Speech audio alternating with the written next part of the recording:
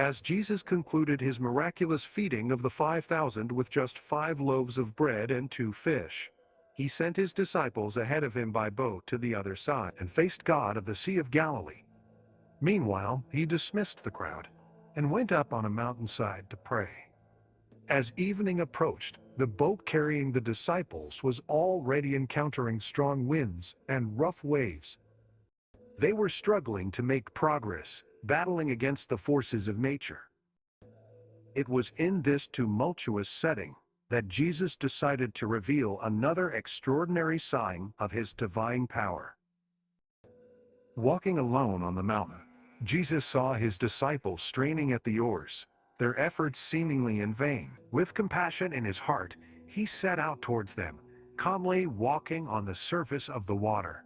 This supernatural sight struck fear and confusion into the hearts of the disciples.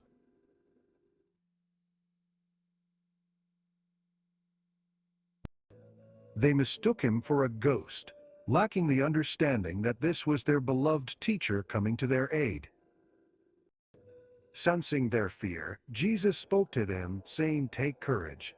It is I, do not be afraid." Peter, known for his impulsive nature, requested proof of Jesus' identity.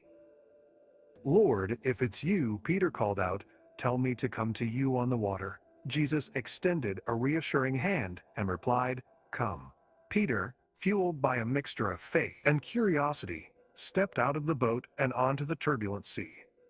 For a moment, he defied the laws of nature, experiencing the miraculous as he walked towards Jesus. However, as he shifted his focus from Jesus to the fierce winds, doubt crept into his heart. In that moment of doubt, Peter began to sink. Fear overwhelmed him as he realized the impossibility of his situation. With desperation, he cried out, "Lord, save me!" Jesus, always ready to rescue those who call upon him, immediately reached out his hand and caught Peter. A storm may have raged around them, but Jesus stood firm, unyielding to the chaos. He lovingly chastised Peter for his lack of faith, saying, "You of little faith, why did you doubt?" Together, Jesus and Peter climbed into the boat, and instantly the wind was calmed. The disciples, witnessing this incredible display of power, worshiped Jesus, acknowledging his authority over nature. Their eyes were opened to the truth of Jesus' divinity.